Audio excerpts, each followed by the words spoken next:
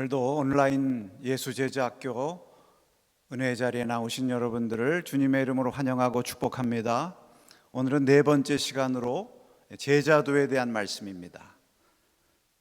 제자의 길 또는 제자가 되는 길. 우리 모두 믿음 생활하면서 예수님의 참된 제자가 되기를 원합니다. 어떻게 하면 우리가 예수님의 참된 제자의 모습으로 살아가고 또 그런 믿음의 길을 걸어갈 수 있을까요? 오늘 짧은 시간이지만 오늘 말씀을 통해서 다시 한번 우리 자신들의 모습을 돌아보면서 주님의 참된 제자의 길을 걸어가기를 소망하고 또 결단하는 그러한 은혜의 시간 되시기를 바랍니다. 여러분, 제자 하면 무슨 단어, 무슨 생각이 나십니까?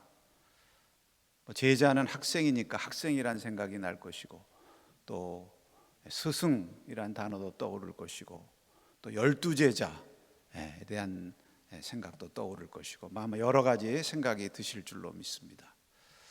이 제자라고 하는 말의 어원을 먼저 살펴보면, 제자는 헬라어로 마세테스, 남자를 가리킬 때는 마세테스라고 부르고 여자를 가르칠 때는 마세트리아 이렇게 되어 있는데, 배우는 자 또는 추종자 이런 뜻이 있습니다. 누구를 배우고 누구를 추종한다 할 때 제자인데, 그러면 우리는 누구를 추종하고 누구를 배웁니까? 예수님이죠. 우리의 스승은 참 스승이신 예수님. 그래서 예수님을 배우는 자, 또 예수님을 배우고 추종하며 따라가는 자, 이렇게 말할 수가 있습니다. 여러분, 우리가 예수님을 배운다고 할 땐 단지 지식적으로만 배우는 것이 아니에요. 학생들이 학교에 가서 공부할 때도 지식만 배우는 것이 아니라 사실 참 스승이 있다면 또 그 스승의 모습을 통해서도 배우는 거 아니겠습니까? 그러니까 우리도 예수님을 지식으로도 배우지만 삶을 통해서도 배우고 또 훈련을 통해서도 배우는 것입니다. 그래서 이 제자라고 하는 말이 이제 영어로는 disciple이라고 그러죠. 그런데 훈련, 디시플린과 같은 어원이에요. 그러니까 제자는 훈련으로 제자가 된다, 이렇게 말씀을 드릴 수가 있습니다. 이 제자의 길에 대한 말씀 드리면서 먼저 우리가 좀 주목하며 시작하고 싶은 말씀은 무리와 제자의 구분에 대한 말씀입니다. 예수님을 믿고 따르는 사람들이 성경에 보면 두 그룹이 있었어요. 하나는 무리들이 있었고 또 하나는 제자들이 있었습니다. 이제 누가복음 14장 25절 27절에 보면 이런 말씀이 나옵니다. 수많은 무리가 함께 갈새 예수께서 돌이키사 이르시되 물은 내게 오는 자가 자기 부모와 처자와 형제와 자매와 더욱이 자기 목숨까지 미워하지 아니하면 능히 내 제자가 되지 못하고 누구든지 자기 십자가를 지고 나를 따르지 않는 자도 능히 내 제자가 되지 못하리라. 이렇게 말씀하셨습니다. 이 말씀 보면 수많은 무리가 예수님과 함께 갔다. 근데 예수님께서 그들을 보시면서 그들에게 말씀하신 것이 내 제자가 되는 길에 대해서 말씀하신 거죠. 그러니까 무리와 이 제자를 좀 구분하시는 것을 볼 수 있어요. 많은 무리가 예수님을 따라갔지만 그들 가운데 예수님이 말씀하시는 것입니다. 너희 가운데 이렇게 하지 않으면 능히 내 제자가 되지 못한다. 이렇게 해야만 내 제자가 될 수 있다. 그러니까 주님은 저들이 제자가 되기를 원하시는 거죠. 그런데 여기 보면 이제 내게 오는 자 많은 무리 가운데 어떻게 제자가 될 수 있느냐? 자기 부모, 가족들, 목숨까지 미워하지 아니하면 능히 내 제자가 되지 못한다. 여기 미워한다는 말 혹시 오해해 가지고 식구들과 다투고 불화하고 이런 것이 미워한다 이런 식으로 생각할 수 있는데, 사실 이 미워한다는 말은 원래는 더 사랑한다는 뜻이거든요. 더 사랑하지 않는다. 그러니까 이제 미워한다고 하는 것은 예수님보다 저들을 더 사랑하지 않는다, 그런 뜻이에요.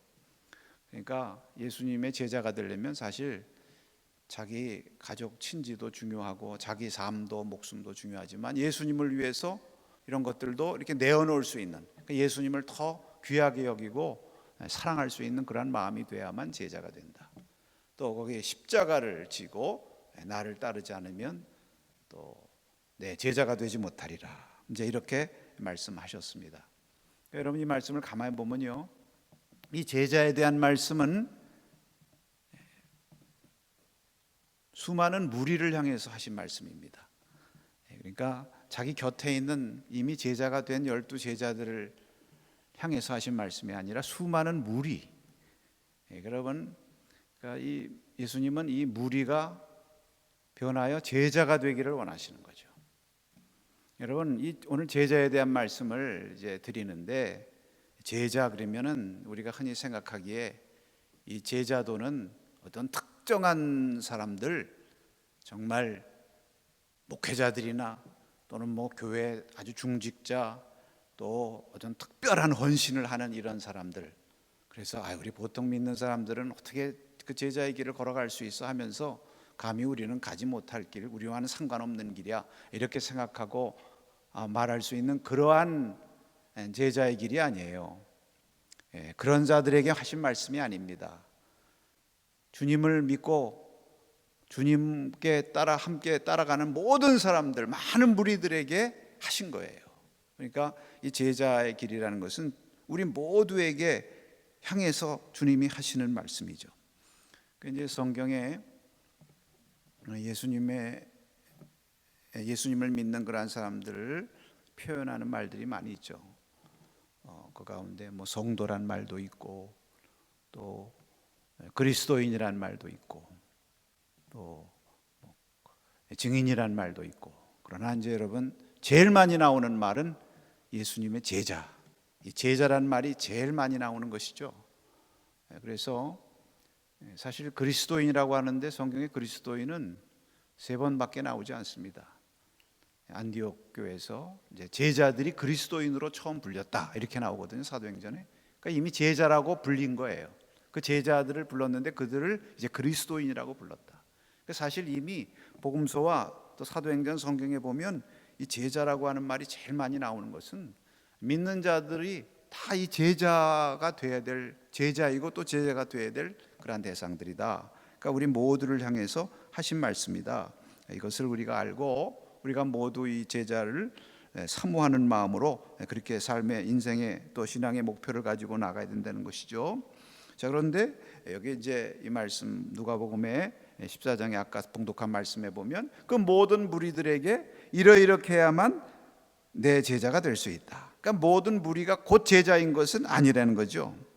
제자는 주님이 원하시고 주님이 저들에게 바라는 것이 있었어요. 주님께서 정말 기뻐하시는 자들인 것입니다. 그것은 그 주님을 따르면서 나름대로 요구하시는 그 비용, 대가가 있는 것이죠. 이런 것들이 충족될 때만 참 제자가 된다, 이런 말씀을 하신 것입니다. 그래서 지금까지 자기가 의지하고 따라왔던 것보다 주님을 더 우위에 둘 수 있느냐, 주님이 더 중심이 될 수 있느냐, 이제 그렇게 될 때에 능히 내 제자가 되리라. 근데 이제 많은 사람들이 이제 이것이 쉽지 않다고 생각해서 주님의 제자의 길을 온전히 걸어가지 못하는 그러한 사람들도 많이 있습니다. 여러분, 오늘 우리가 삶을 살아가면서 우리의 거룩한 소원과 신앙생활의 목표는 바로 주님이 원하시고 주님이 기뻐하시는 제자가 되는 것입니다. 무리와 제자의 특징이 무엇일까요? 무리는 한마디로 말하면 자기가 관심 있고 원해서 쫓아다니는 사람이죠. 그러나 제자는 예수님이 원하시고 찾으시는 사람이죠. 무리들은 자기들의 문제 해결받고 또 예수님 말씀도 듣고 또 병 고침도 받고 여러 가지 필요한 것들을 예수님을 통해서 얻을 수 있다, 이렇게 생각하고 자기가 좋아서 이렇게 이제 쫓아다니는데, 여러분, 그런 것에서 한 걸음 더 나가서 예수님이 원하시는 것, 예수님이 기뻐하시는 것, 이것을 사모하면서 예수님을 따르는 자가 제자다, 이렇게 말할 수가 있죠. 무리들은 자기가 원하는 것이 충족되지 않으면 언제든지 이렇게 떠나는 거예요. 예수님을 따라다니다가도 예수님 전하는 말씀이 어렵고 또 예수님이 자기가 원하는 대로 잘 해주지 않고 기대에 충족하지 못한다 싶으면 떠나는 것입니다. 그러니까 요한복음에 보면 예수님 믿는 사람들 가운데 어렵다고, 말씀이 어렵다고 떠나는 사람이 있지 않았어요? 예수님이 옆에 있는 제자들에게 너희들도 가려느냐 그렇게 물었을 때에 베드로가 뭐라고 말합니까? 주여 영생의 말씀이 주님께 있사온데 우리가 누구에게로 가오리까? 여기서 그냥 예수님을 자기 좋아서 쫓아다니던 그러한 무리와 정말 예수님 원하시고 예수님 기뻐하는 길로 걸어가려고 하는 제자의 차이를 볼 수가 있는 것이죠. 무리와 제자의 결정적인 차이가 어디에 있을까? 성경 말씀을 한번 보면 마가복음 3장 13절에서 15절의 말씀에 이런 말씀이 있습니다. 또 산에 오르사 자기가 원하는 자들을 부르시니 나온지라 이에 12를 세우셨으니 이는 자기와 함께 있게 하시고 또 보내사 전도도 하며 귀신을 내쫓는 권능도 가지게 하려 하심이러라 이런 말씀이 있습니다. 여기 보면 앞에 자기가 원하는 자들을 부르셨다 그랬습니다. 제자는 예수님이 원하는 자들이에요. 예수님이 기뻐하시고 예수님이 찾는 자들. 그래서 이제 12를 세우시고 자기와 함께 있게 하셨다. 여기 자기와 함께 있게 하셨다는 말씀이 참 주목할 만한 말씀이죠. 그러니까 무리와 제자의 차이가 무엇이 있느냐? 예수님과 얼마나 함께 하느냐, 함께 하지 않느냐, 이 차이라고 말할 수 있죠. 그래서 이 무리와 제자의 결정적인 차이는 관계의 깊이, 헌신의 깊이에 있어서의 차이다.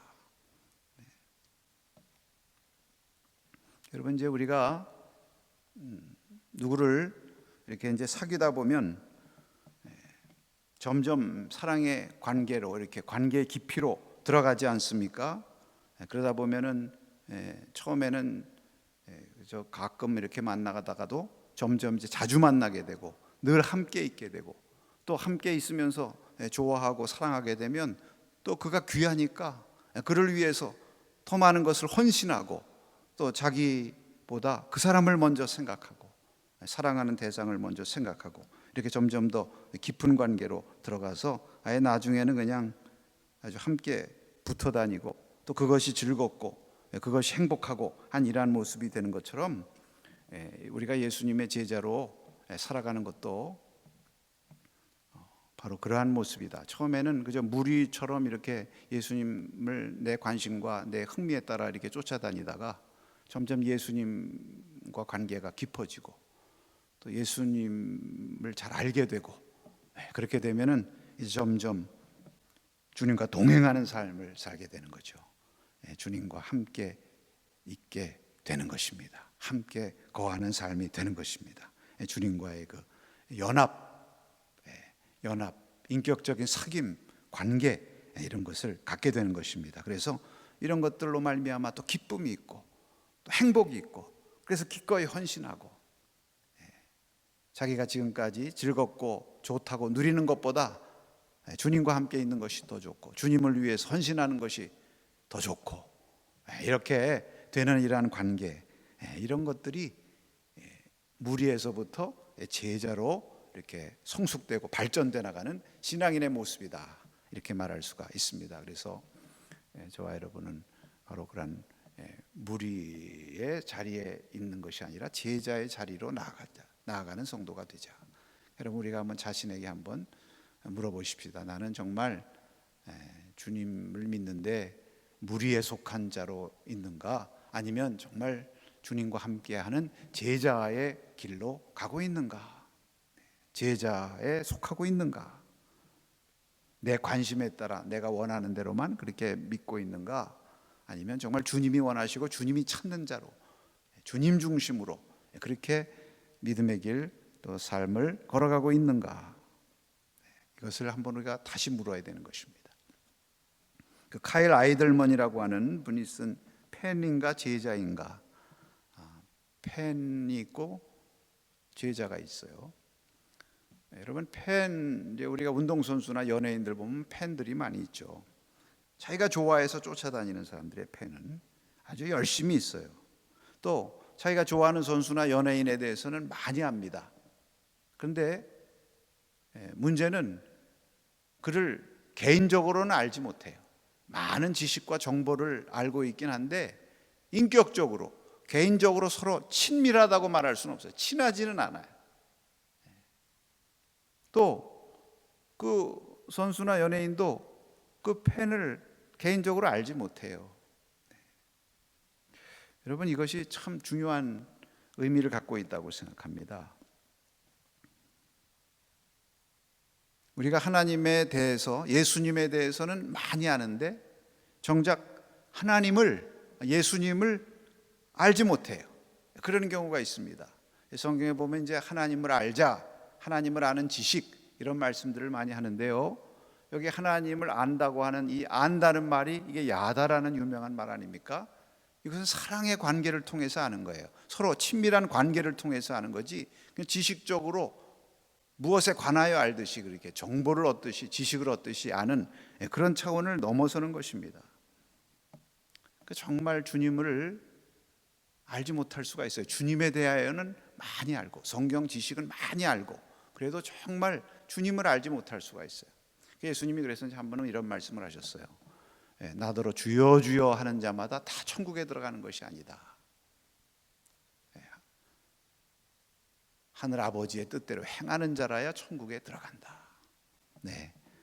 그러니까 주님에 대해서, 하나님에 대해서 뭐 주여 주여 하고 많이 알고 해도 정작 하나님의 말씀대로 온전히 살지 못하는 자는 하나님을 온전히 알지 못하는 자다.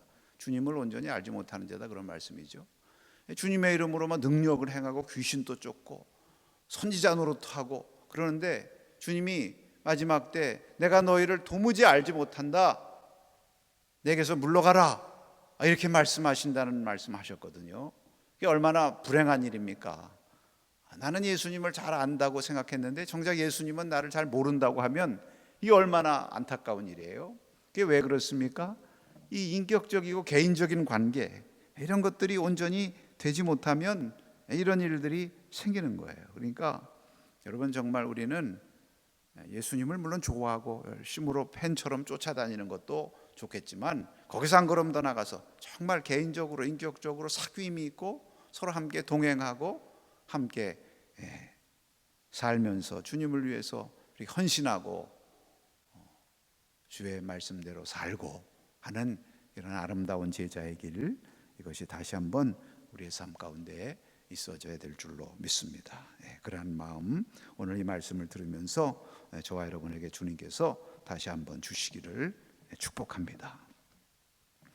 자, 그러면 계속해서 이제 세 번째로 이 제자의 길에 대한 말씀을 좀 더 구체적으로 드리려고 합니다.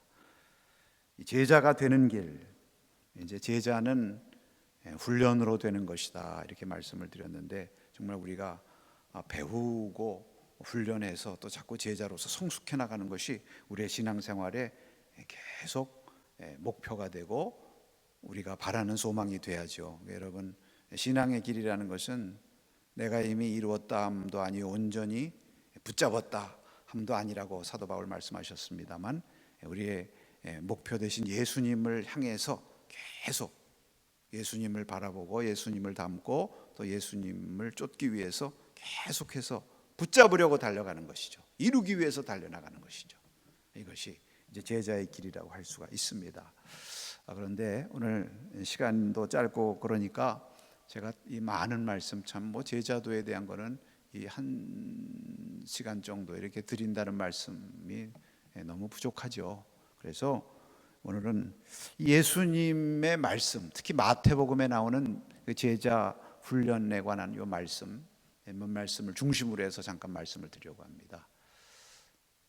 예수님이 이 땅에 오셔서 하신 가장 중요한 일 가운데 하나가 역시 제자들을 택하여서 부르시고 저들을 훈련하셔서 제자로 삼으신 이런 일을 하셨는데, 그 예수님께서 제자들을 부르시고 또 그들을 제자로서 삼는, 이 훈련하시는 이런 말씀이, 중요한 말씀들이 복음서에 있죠. 그 가운데 이 마태복음에 있는 말씀 몇 가지를 중심으로 말씀을 한번 나누려고 합니다. 그 첫째로는 마태복음 4장 19절에서 20절에 나오는 말씀입니다. 이 말씀을 한번 같이 봉독하겠습니다. 말씀하시되 나를 따라오라.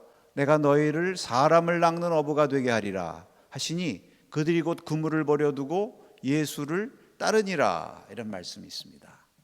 자, 오늘 여기 말씀 가운데 우리가 이제 좀 주목해야 될 몇 가지 단어들, 내용들이 나와요. 이게 이 제자도의 아주 중요한 핵심적인 의미를 보여주는 그러한 말씀이라고 할 수 있는데, 여기 먼저 우리가 주목해야 될 말이 따라오라 하시니 따르니라, 이런 말씀이 있습니다. 여러분, 이게 이제 제자의 모습을 확실하게 보여주는 것이죠. 제자는 누구냐? 예수님을 따르는 자들이죠. 추종자라고 그러지 않았습니까? 제자란 말이. 그러니까 예수님을 따르는 자예요. 그 예수님이 따라오라 하니까 저들이 따라갔다.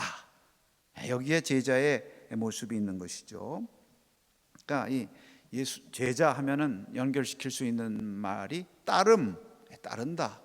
또 다른 말로 하면은 순종, 예수님의 말씀대로 순종하고 예수님을 따라간다 하는 이러한 의미를 말씀하고 있습니다. 그러니까 여기 이제 이 제자들, 첫 번째 제자들은 예수님이 따라오라 하시니까 아멘 하고 예수님의 말씀에 순종하고, 또 실제로 예수님을 자신의 삶을 통해서 행동으로도 따라갔습니다.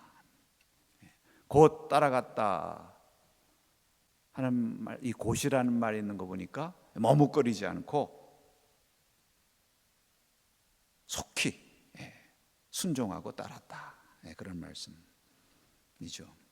여기 이제 이 따른다고 하는데, 이제 예수님의 말씀대로 그대로 순종하고 또 예수님을 실제로 따라가는 이러한 그 순종의 삶이 제자의 삶에 있어서 아주 중요한 것입니다. 제자가 된다고 하는 사람은 온전히 순종하고 따르는 자다.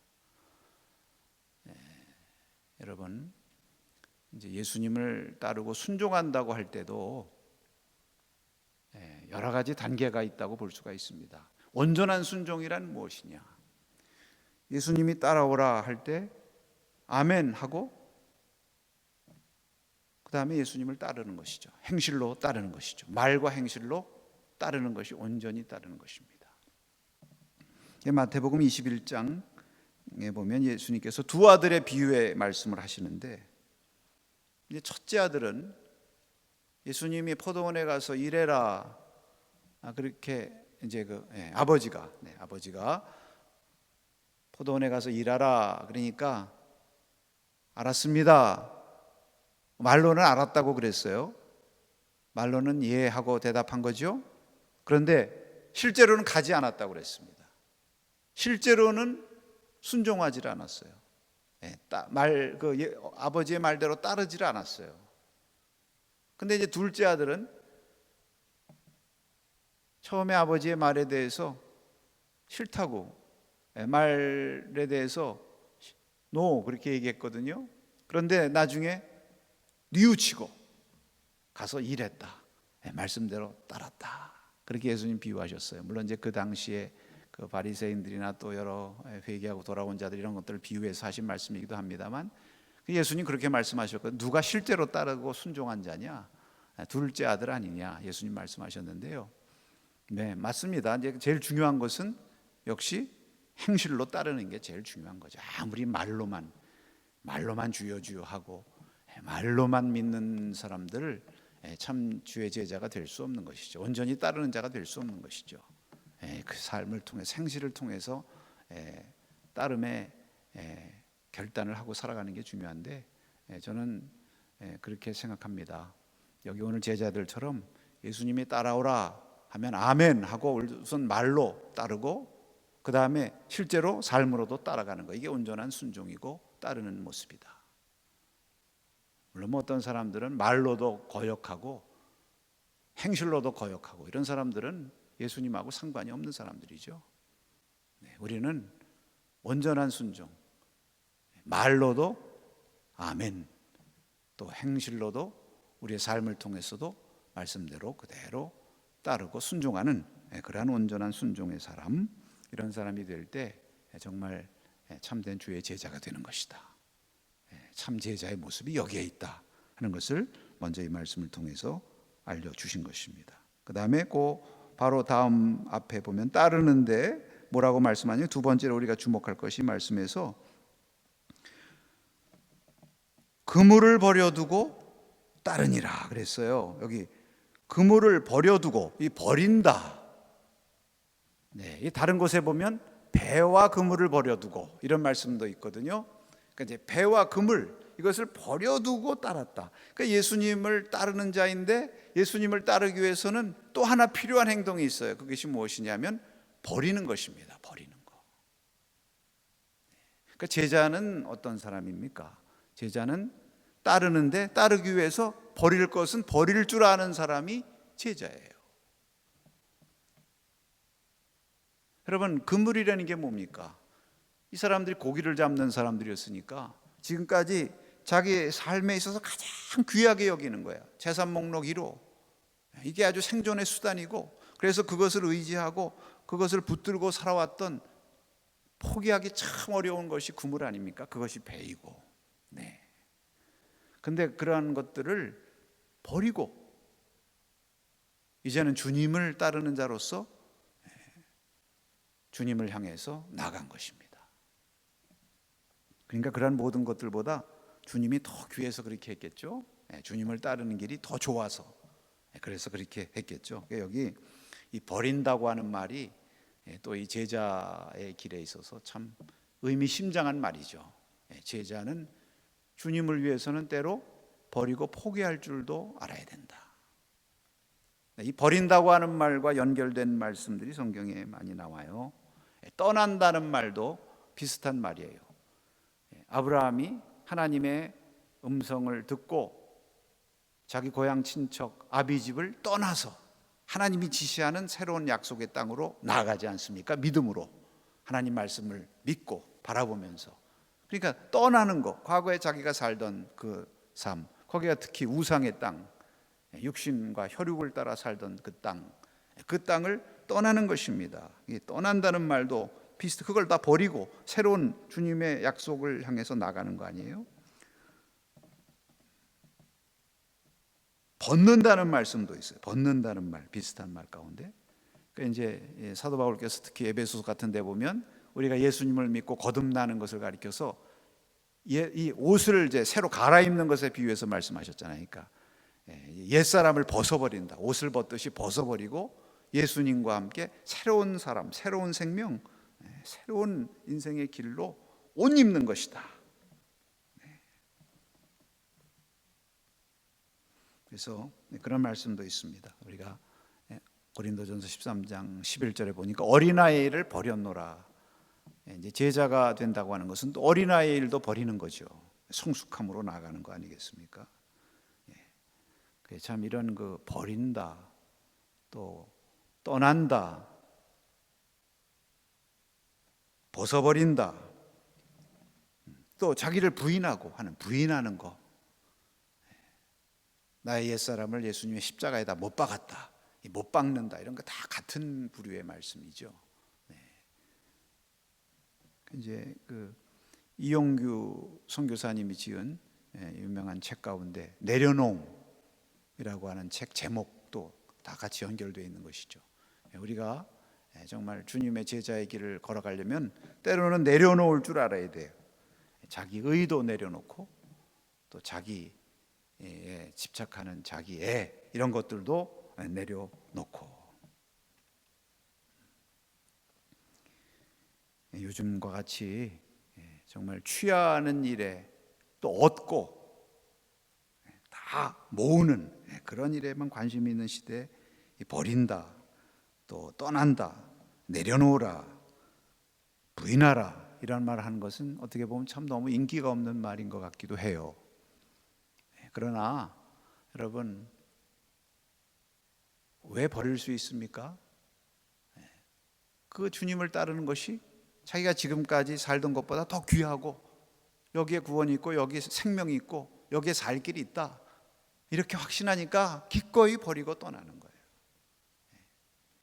여러분, 이제 얼마 전에 개봉되었던 영화 군함도라고 하는 영화가 있었는데, 이제 그 구남도에 거기 붙잡혀간 이제 우리나라 사람들이, 징용된 사람들이 거기 가서 막 일하면서 노예처럼 살죠.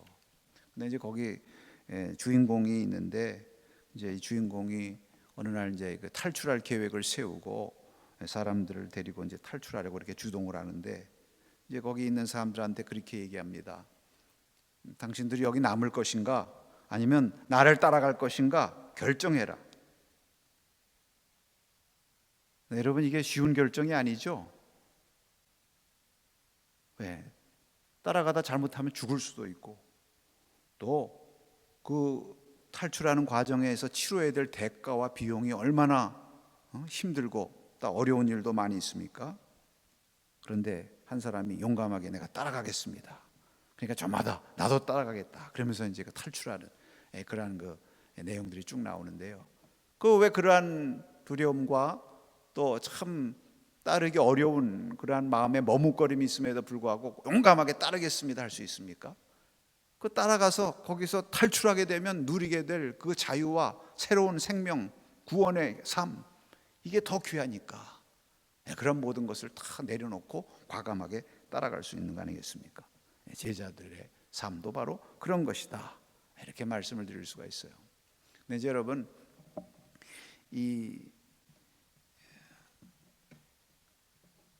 사실 버리고 또 이렇게 떠나고 내려놓고 하는 것이 그러면 누구나 그냥 쉽게 한 번에 할 수 있는 그런 것이 아닙니다. 사실은 이것도 그래서 훈련이 필요해요. 습관, 버리는 습관. 그래서 이제 그 누가복음 5장에 예수님께서 이제 제자들을 부르실 때 거기 말씀에 보면 예수님께서 그 제자들을 부르시기 위해서 이제 이렇게 시험을 하시고 이제 훈련을 하시는 내용이 쭉 나오거든 거죠. 근데 거기서 예수님이 제자들에게 이 버리는 훈련을 하세요. 이제 여기 마가복음이나 마태복음 이런 데 보면 예수님 말씀에 이제 즉시 버리고 따랐다고 그러는데, 거기는 쭉 말씀의 내용이 있고 마지막에 제자들이 배와 그물을 이제 자기 모든 걸 버리고 예수님을 따랐다, 이렇게 마지막에 나오는데, 이런 그 과정을 통해서. 근데 이제 어떤 훈련을 예를 들면 하십니까? 버리는 훈련으로 예수님이 이제 제자들에게 가서, 베드로에게 가서 깊은 데로 가서 그물을 던져라, 이렇게 말씀하시거든요. 시몬 베드로가 밤새 그 바다에서 그물 던지고 밤새 자기 모든 경험과 노하우, 지식을 다 동원해 가지고 고기를 잡느라고 밤새 했었거든요. 어부 평생 거기서 고기 잡은 실력파들 아닙니까? 근데 예수님이 깊은 데 가서 그물 던지라고 그래요. 이게 무엇입니까? 무슨 의미예요? 자기가 가지고 있던 경험과 지식, 자기가 지금까지 의지했던 모든 그 생각들, 그런 거 다 내려놓고, 그런 거 다 떠나서 예수님 말씀 붙들고 새롭게 던지라는 그러한 예수님의 요청이거든요. 그러니까 연습을 시키시는 거예요. 내려놓는 연습. 자기들의 경험과 노하우, 지식으로는 이게 불합리해 보이고 이게 도저히 말이 안 되는 것 같지만, 주님 말씀이니까 한번 내가 내려놓고 그 말씀 붙들어 보자, 이렇게 연습시키는 거 아닙니까? 자기 뜻을 따르던 것을 버리고 주님 뜻을 한번 따라야 되겠다, 이렇게 버리고 따르는 연습을 시키는 거예요. 그래서 그렇게 순종하니까 정말 놀랄 정도로 그물이 찢어질 정도로 이렇게 고기를 잡게 된 것 아닙니까? 야, 이거 내 생각과 경험 내려놓고 그저 주님 말씀하시니까 한번 말씀 의지하고 한번 그대로 해볼까 하고 믿음으로 했더니 이게 되는구나, 이런 경험을 한 거 아닙니까? 자, 그런데 고기가 너무 많이 잡혀가지고 혼자서 다 그 고기를 끌어서 잡아 올릴 수가 없어요. 그럴 때 어떻게 했느냐? 다시 한번 이제 여기서 버리는, 내려놓는 연습을 하시는 거죠. 자기 힘, 내가 혼자 힘으로 이것을 다 할 수 있다는 생각, 이건 내려놓고, 또 내가 이것을 다 가져야 되겠다는 그런 욕심도 다 버리고, 내려놓고 버리고, 동무들을 향해서 손짓을 합니다. 와서 함께 이 그물을 끌어올리자. 이게 혼자서 할 수 있다는 생각을 버리는 훈련을 시키시는 거죠. 이 귀한 일일수록 혼자 못합니다. 또 내가 이거 다 가져야 되겠다는 그런 욕심도 내려놓는 연습을 시키시는 거죠. 함께 잡고 함께 갖자. 그래서 다 고기를 끌어올렸어요. 그리고 나서 이 베드로가 예수님께 엎드려서 굴복하면서 그렇게 고백하지 않습니까? 내가 죄인으로서이다. 예. 정말 자기가 죄인입니다. 자기의 의와 자기의 모든 것을 다 내려놓고 주님 앞에 전적으로 굴복한 거예요. 버리고. 그랬을 때 주님께서 저를 부르셨어요. 이제부터는 내가 사람을 취하리라. 그랬을 때 모든 것을 버려두고 쫓았다. 이런 말씀 나오는 거 보면 이게 버리는 연습, 이게 필요하구나. 이게 한 번에 되는 것이 아니구나. 조금씩 버리면서 달려가는 것이구나. 여러분, 우리가 신앙생활하고 제자의 길을 걸어간다는 것, 버리는 것이 중요하다고 말씀하는데 이것도 한 번에 다 버릴 수는 없는 거예요. 그런데 내가 한 번에 다 버리기 어렵다고 나는 힘들어서 못 버립니다. 나는 주님 못 따라갑니다. 이렇게 하는 것도 잘못이에요. 하나하나 조금씩 버리는 연습을 하면서 주님을 신뢰하고 말씀대로 순종하면서 하나씩 버리는 연습을 하면서 나가다 보면 어느 순간인가는 주님을 향해서 기꺼이 내려놓을 수 있는 그런 믿음의 분량과 용기와 힘이 생기는 줄로 믿습니다. 참 이 버린다는 것이 너무 귀한 것이고 또 참 쉬운 것이 아님을 알게 됩니다. 여러분, 예수님께 영생에 대한 질문을 하고 영생 얻기를 관심하고 나왔던 부자 청년의 이야기 우리가 잘 알죠. 이제 부자 청년 그 영생에 대한 관심은 잘 갖고 예수님의 제자가 되기를 원했는데 그 예수님이 너 가진 것 팔아서 가난한 사람 주고 버리라는 얘기 아니에요? 내려놓고 거기서 떠나서 나를 따르라. 그러니까 그 가진 것이 많이 있기 때문에 버리지 못하고 예수님을 온전히 따르지 못했다고 그랬습니다. 여러분, 참 그 쉬운 일은 아니죠. 대부분의 모습이 그런 모습일 수밖에 없는 것 아니겠습니까? 근데 이제 왜 이 버리고 못 버리고의 이것이 차이가 나느냐면 우선순위, 이 우선 가치를 어디다 두고 있느냐가 문제가 되는 것이죠. 우리가 어떤 귀한 것을 얻으려면 그것이 정말 귀하다고 여겨야 내가 가지고 있는 것이 덜 귀하다고 생각하면 버릴 수 있는 거죠. 그러니까 천국을 보화에 비유해 말씀하셨는데 그 보화를 발견한 그 밭이 얼마나 귀해요? 그 보화가 너무 귀하니까 자기 가진 모든 것보다 더 귀한 거예요. 천국의 보화, 예수님이라고 하는 보화. 그러니까 그 보화가 담긴 밭을 사기 위해서 자기 가진 것을 다 팔아서 그 보화를 샀다고 그러지 않습니까? 그러니까 거기에 더 우선순위와 더 그것이 귀하고 가치 있다고 이렇게 믿고 확신할 때는 이건 내려놓을 수가 있는데 내가 가진 것, 내 경험, 내 지식, 내가 지금 누리는 것, 내 소유, 내 의, 이런 것들이 더 귀하고 더 소중하면 주님을 위해서 쉽게 내려놓고 따르기가 참 어려운 것이죠. 그래서 참 이 우선순위 이 가치를 우리가 어디다 두고 사느냐가 참 이게 중요한 것이고 제자의 삶을 살아가는데 참 중요한 것인데 여러분, 이게 어떻게 가능할 수 있느냐? 정말 귀하게 여기면 가능하다고 그랬죠. 맞습니다. 정말 사랑하면 가능한 거죠. 그렇죠. 여러분, 이 따른다고 하는 말이 말입니다. 이 따른다는 말, 추종한다는 말도 있다고 그랬는데 이 원래 이 따른다고 하는 말이 어디에서 나오는 말이냐면 연인 관계에서 사용하는 말입니다. 연인 관계. 쫓아다닌다. 사랑하는 사람 쫓아다니는 거예요.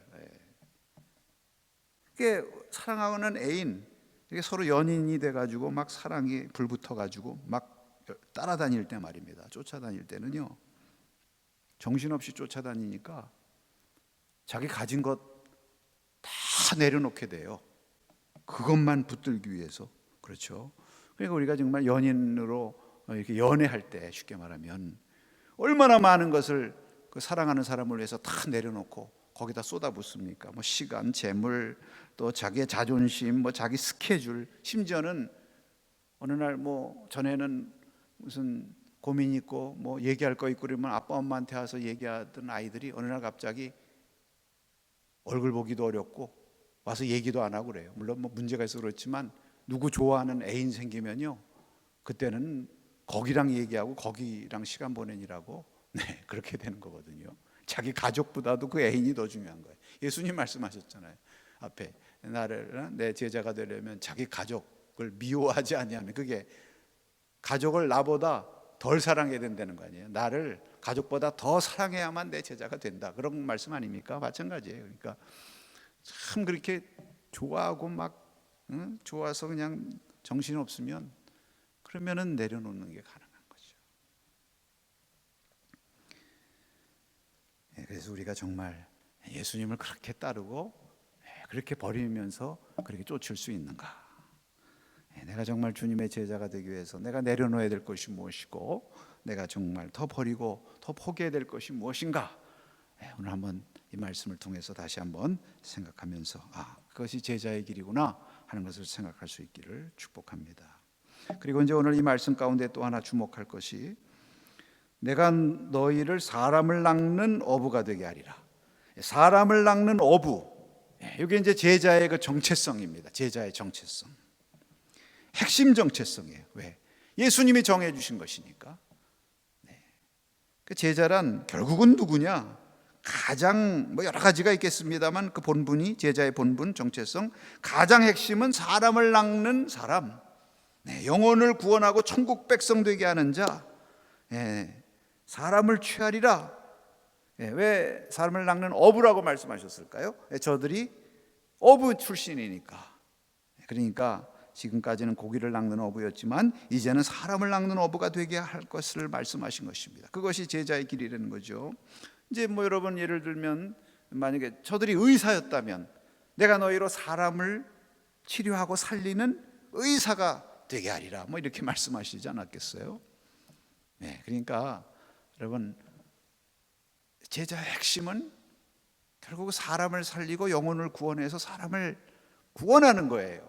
영혼을 구원하는 이것이 제자의 본분이에요. 핵심 사명이에요. 그러나 이제 어부니까 어부의 자리에서 하던 것처럼 우리가 어떤 위치고 어떤 지위, 어떤 재능, 또 어떤 분야에서 일하면서 살아가든지 우리의 직업이 무엇이고 우리가 처한 곳이 어디든지 간에 그곳에서 내가 영혼을 구원하고 하나님의 복음을 전하고 사람을 살리는 그러한 제자의 삶을 살아가는 것, 이것이 참된 제자의 본분이다.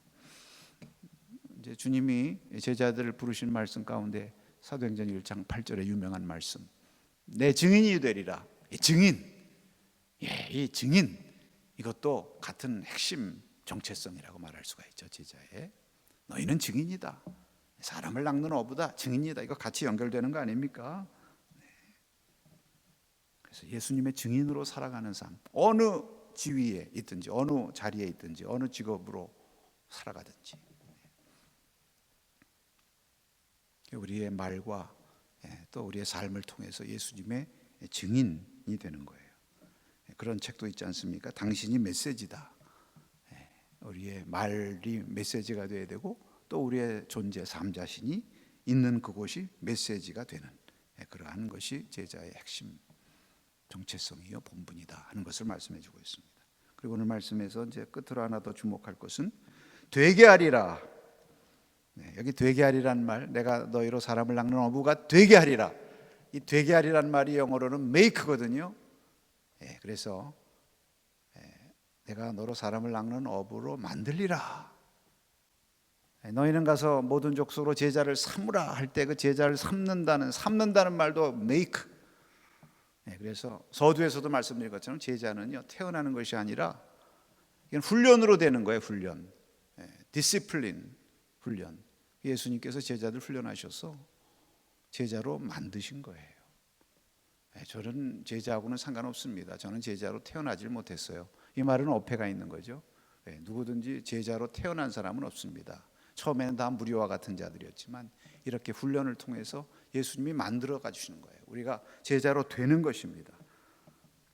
그러니까 우리가 더 열심히 배우고 훈련하고 경건의 연습을 하는 그러한 자가 될 때 제자의 길을 걸어갈 수 있다. 이것을 오늘 이제 첫 번째 본문을 통해서 말씀드리고 싶고요. 근데 두 번째 마태복음에 나오는 본문을 또 한번 보겠습니다. 마태복음 11장 29절에 이렇게 말씀하고 있습니다. 나는 마음이 온유하고 겸손하니 나의 멍에를 메고 내게 배우라. 그리하면 너희 마음이 쉼을 얻으리라. 이렇게 말씀하고 있습니다.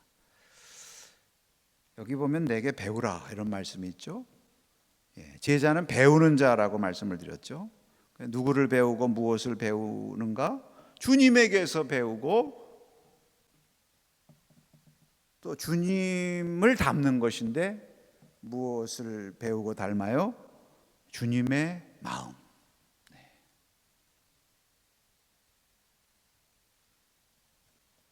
나는 마음이 온유하고 겸손하다. 그러니 내게 배우라. 여러분, 여기서 이제 그 제자에게서도 중요한 단어 나오죠. 배움. 근데 어떻게 배웁니까? 닮음으로써 배우는 거예요. 닮음. 닮는 거예요. 주님을 닮는 거예요. 그런데 우리가 이제 주님을 닮아야 되는데 주님을 닮아야 될 분야가 두 분야예요. 하나는 주님의 인격, 그 마음. 또 하나는 주님의 삶과 사역. 그 영어로 말하면 being, 존재와 doing, 행함. 이 둘을 이제 우리가 닮아야 되는데 중요한 것은요, 먼저는 마음을 닮아야 돼요. 그러니까 예수님의 제자가 된다는 것은 예수님처럼 열심히 사역을 잘해서만 제자가 되는 것이 아니라 그거보다 먼저 예수님의 마음을 닮는 자, 배우는 자가 제자예요. 예수님의 인격, 이것이 먼저 중요한 것입니다. 그래서 온유하고 겸손한 주님을 먼저 배워야 되는 거예요. 그러니까 여러분, 예수님의 제자는요, 다른 것이 아니라 먼저 예수님의 마음을 닮아서 예수님과 같이 온유하고 겸손한 자가 되는 게 예수님의 제자가 되는 거예요. 예수님 이런 말씀을 참 많이 하셨어요. 그 복음서에 보면 사실 뭐 사역에 대한 훈련도 많이 시키시고 예수님과 같이 천국 복음 전하는 일을 위해서 제자 훈련도 많이 하셨지만 사실은요, 산상부훈의 말씀도 그렇고 수많은 말씀이 결국은 예수님을 따르는 제자의 그 마음, 그 인격, 자세, 애티튜드, 이것을 주로 가르치셨거든요. 예를 들면 마태복음 18장 4절에도 보면 그러므로 누구든지 이 어린아이와 같이 자기를 낮추는 사람이 천국에서 큰 자 아니라, 그 어린아이와 같이 자기를 낮추고 겸손한 자, 이런 사람이 천국에서 큰 자, 정말 주님의 제자, 이렇게 말씀을 하신 것입니다. 그러니까 우리가 먼저 주님을 따르는 제자의 길을 걸어간다는 것이 참 중요한데, 먼저 주님을 배워서 주님과 같은 그런 모습으로 살기를 우리가 사모하고 이렇게 힘쓰는 것이 먼저 필요한 것입니다. 내 멍에를 메고 내게 배우라, 그리하면 쉼을 얻으리라, 이렇게 말씀하셨죠. 물론 이제 주님의 마음을 담고 주님의 인격을 담는다는 것이 쉬운 길은 아니에요. 그러나 이것은 주님과 함께 멍에를 지고 가는 것과 같습니다. 그래서 주님을 의지하는 거예요. 주님을 의지하고 내 짐을 주님께 맡길 줄 아는 그러한 마음으로 그렇게 살아가면 주님께서도 또 우리에게 그러한 온유하고 겸손한 자로 살아갈 수 있도록 우리에게 힘과 은혜를 주시는 것입니다. 그리고 이렇게 살아갈 때 이것만이 참된 쉼과 안식의 길이다, 이런 말씀을 우리에게 하셨습니다. 자, 세 번째 본문은 마태복음 16장 24절의 말씀입니다. 이에 예수께서 제자들에게 이르시되 누구든지 나를 따라오려거든 자기를 부인하고 자기 십자가를 지고 나를 따를 것이니라.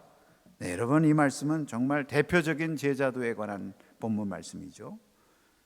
이 말씀이 참 중요해서 마태복음에도 10장 38절에 한 번 더 나오고요, 이 복음서에 보면은 6번이나 반복해서 동일한 말씀이 나올 정도로 아주 중요한 제자도에 관한 핵심 본문이라고 할 수 있습니다.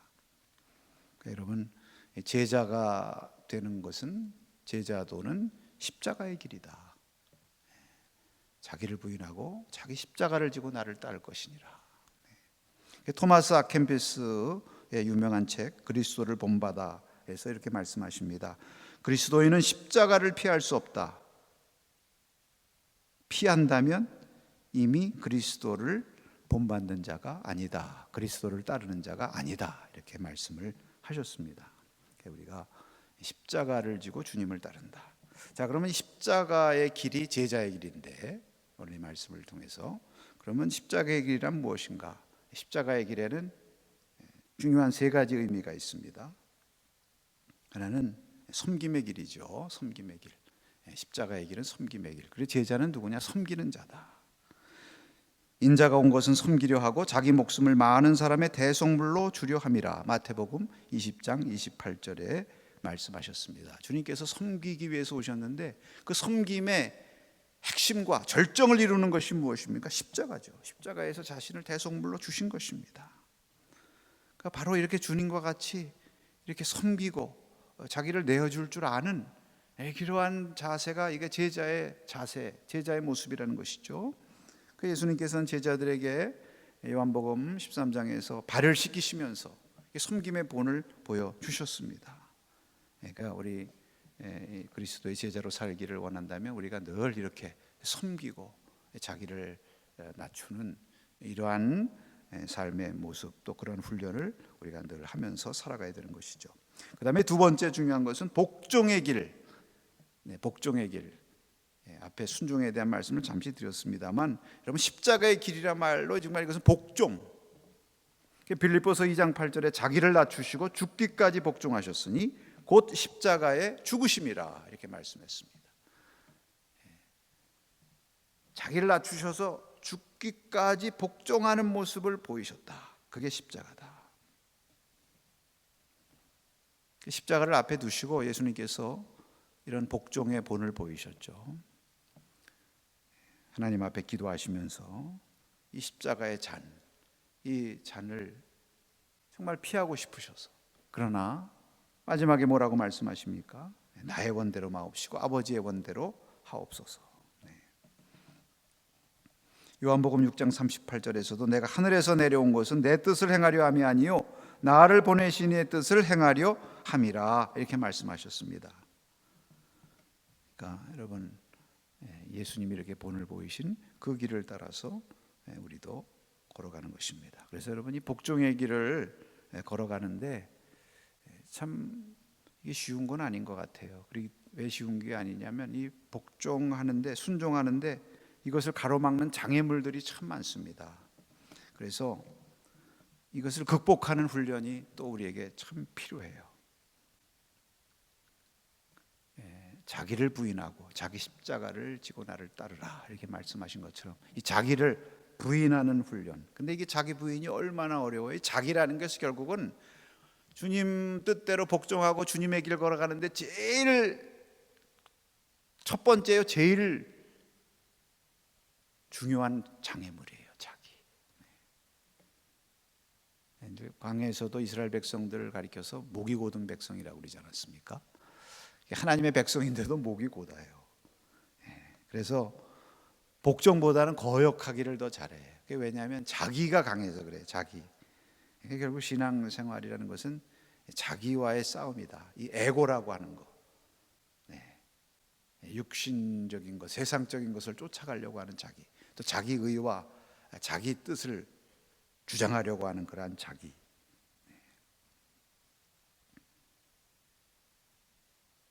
이제 한번 이 장애물을 잘 극복하고 자기를 한번 내려놓고 한번 순종하고 한번 복종하면 그 다음에는 순종하기가 더 쉬워요.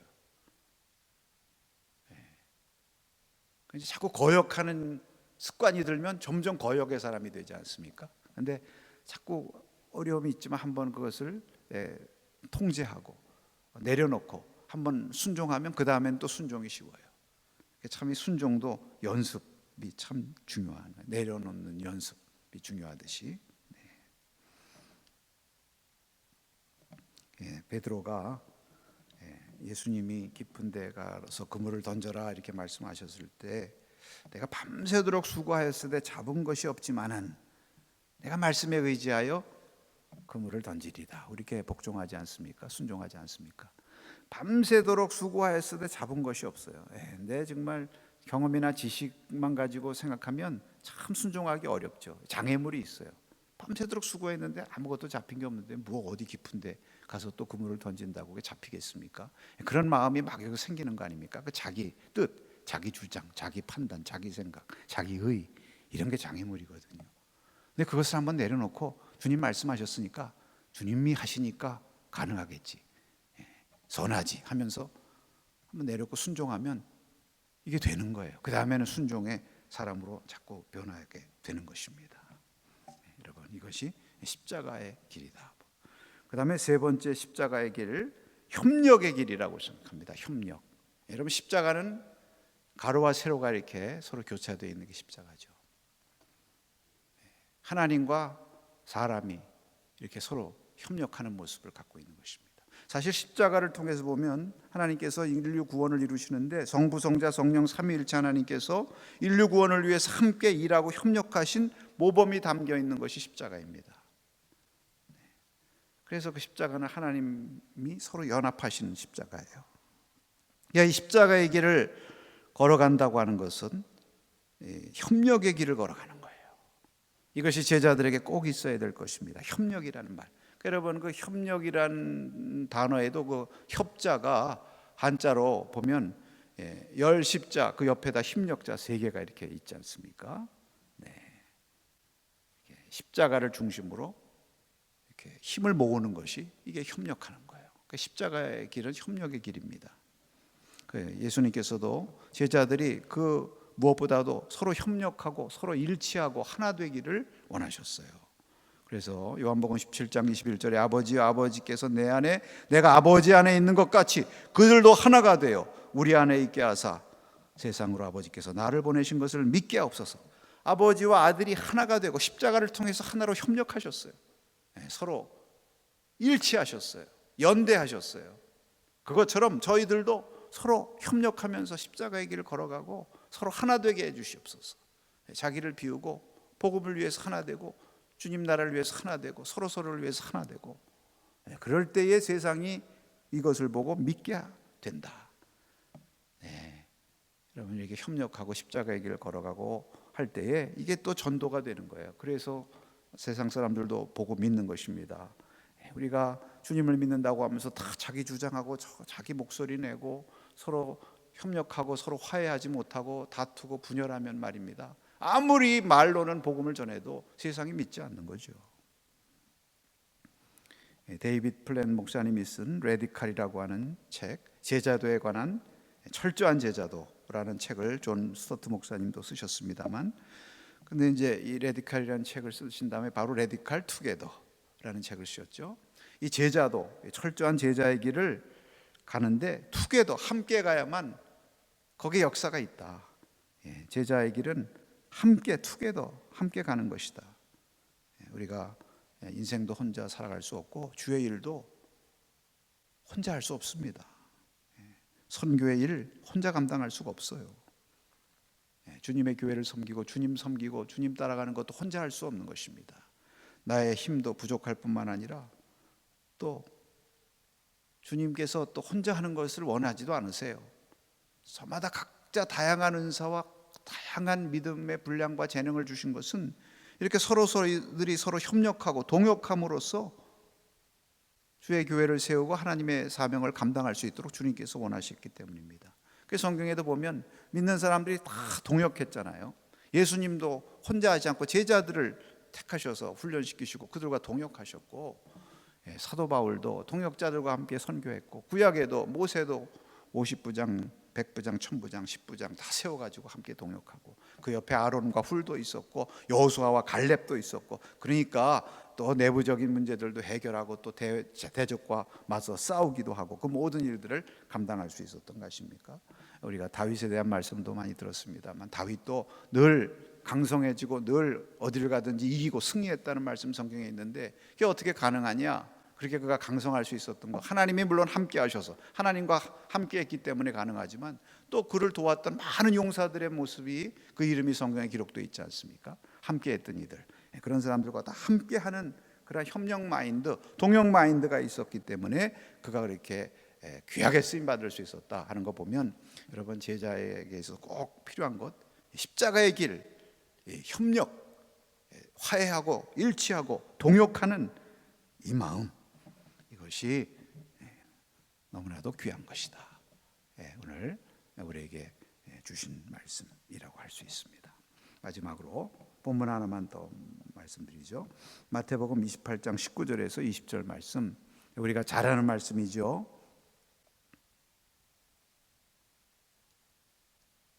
그러므로 너희는 가서 모든 민족을 제자로 삼아 아버지와 아들과 성령의 이름으로 세례를 베풀고 내가 너에게 분부한 모든 것을 가르쳐 지키게 하라.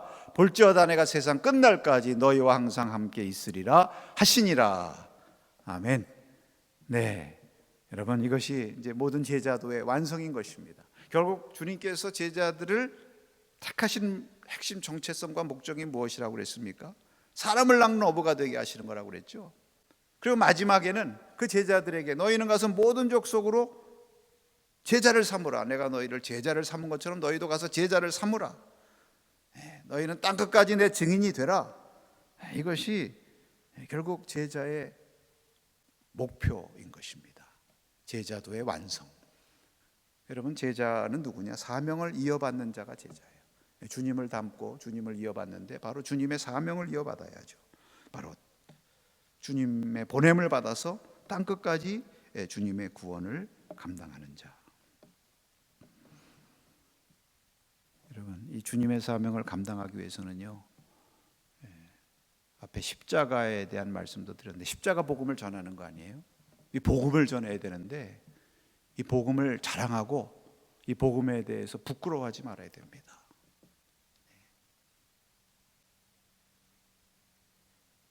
그 예수님이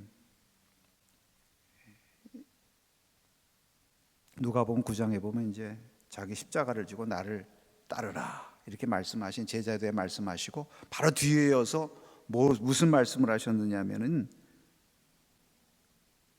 나와 나의 십자가 복음에 대해서 부끄러워하는 자가 되지 말라는 말씀을 하세요. 만약에 나를 부끄러워하고 나를 시인하지 않으면 나도 영광 중에 올 때 저를 부끄러워하고 저를 시인하지 아니하리라. 아버지 앞에서 이런 말씀이 나오거든요. 우리가 그러니까 주의 복음을 전하고 이 사명을 감당하기 위해서는 이것을 자랑하고 이것을 높이 세울 줄 알아야 됩니다.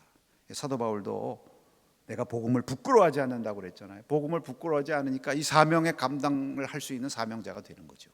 제자의 길을 걸어갈 수 있는 거죠. 증인의 사명. 갈라디아서 6장 14절에도 내게는 우리 주 예수 그리스도의 십자가 외에는 결코 자랑할 것이 없다. 제가 오늘 왜 이 말씀을 드리냐면 물론 우리가 제자로서 증인의 사명, 보냄받은 그런 거룩한 복음 전파의 전도의 사명을 가진 사람이 제자의 완성이라고 그랬는데 그렇게 하기 위해서 이 십자가 복음, 주님을 믿고 주님의 길을 걸어가는 이 길, 이것을 자랑하고 자부심을 가져야 된다. 그래야만 담대히 전하고 증인의 사명 감당할 수 있다. 이거 부끄러워하면 감추게 되는 거잖아요. 부끄러워하면 절대로 전할 수가 없습니다. 참된 제자는 절대로 스승을 부끄러워하지 않아요. 오히려 스승을 자랑하고 드러낼 줄 알죠. 디모데후서 1장 18절에 그러므로 너는 내가 우리 주를 증언함과 또 주를 위하여 갇힌 자 된 나를 부끄러워하지 말고 이렇게 말씀하고 있습니다. 절대로 부끄러워하지 않습니다. 오늘과 같이 힘든 시대에 사실 믿는 자로서 살아가는 것이 참 어렵고 힘든 시대. 그래서 믿는 자 또 주님의 제자 된 것, 주를 믿는 자가 된 것 이거 자꾸 감추고 부끄러워하는 마음이 혹시 들 수 있을지 모르겠어요. 또 요즘에 뭐 코로나 바이러스 때문에 자꾸 교회에 대한 비방의 소리도 있고 그러니까 교회 다니는 것 막 감추려고 하고 예수님을 믿고 구원받은 주님의 백성 된 것에 대해서 부끄러움을 혹시 느낄 그런 분은 없겠지만 혹시 그런 마음이 든다면 여러분 그래서는 제자의 사명 감당할 수 없는 거예요. 증인의 사명 감당할 수 없는 거죠. 사도 바울처럼 내가 끝까지 이 십자가만 자랑하리라. 부끄러워할 것이 있다면 죄를 부끄러워해야지. 왜 우리가 예수님 믿고 주의 제자 된 것, 주님 믿는 백성 된 것을 부끄러워해야 되겠습니까? 왜 복음을 부끄러워합니까? 이것을 자랑할 때 담대하게 주님의 복음을 증언하는 그런 제자의 길 잘 살아갈 수 있게 될 줄로 믿습니다. 이제 제 말씀을 마치면서 마지막 네 번째로 제자의 상급에 대한 말씀을 잠깐 드리고 마치려고 합니다. 여러분 우리가 제자의 길을 걸어간다고 하는 건 이렇게 주님을 따라가기 위해서 참 많은 또 비용과 대가도 치루어야 되고 또 헌신해야 되고 더 주님을 깊이 사랑해야 되고, 좀 어떻게 보면 요구되는 게 많아요. 그래서 많은 사람들이 그냥 무리로 남고 제자의 길을 온전히 걸어가지 못하고 하는 이런 일이 있는데, 여러분, 우리가 분명히 성경을 통해서 알 수 있는 것은 이렇게 제자로 걸어가고 살았을 때 주님께서 분명한 상급을 약속하셨습니다. 하나님께서는 그냥 거저가 없으세요. 네.